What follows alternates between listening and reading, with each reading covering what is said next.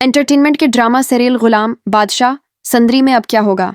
बादशाह का रद्दअमल क्या होगा जब उसे यह बात पता चलेगी कि गुलाम इसी लड़की को अपने साथ घर ले आया है, जिसे बादशाह सड़कों पर मारा मारा फिरकर ढूंढता रहा, जिसकी खातिर वो पागल हो चुका था और जिसे पाने के लिए वो किसी भी हद तक जा सकता था।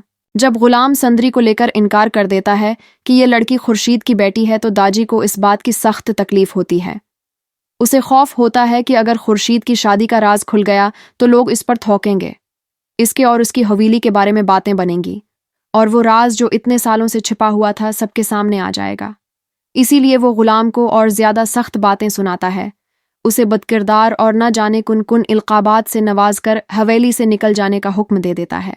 आज जिंदगी में पहली बार लाजों को एहसास होता है कि उसके बेटे के साथ नाइंसाफी हो रही है और उसे अपने बेटे का साथ देना चाहिए।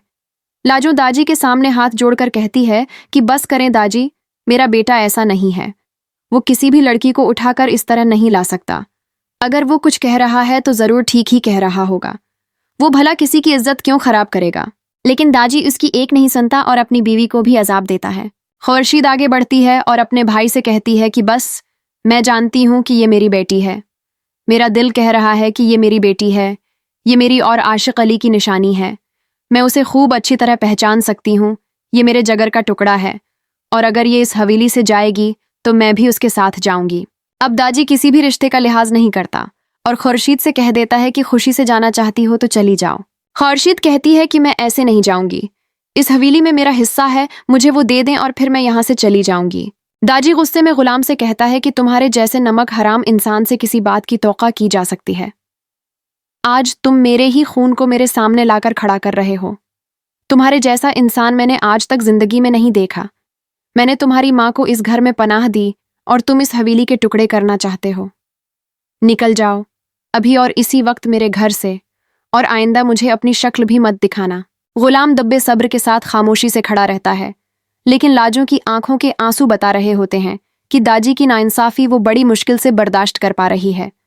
वो जानती है कि गुलाम सच कह रहा है, संद्री के साथ उसका कोई गलत ताल्लुक नहीं।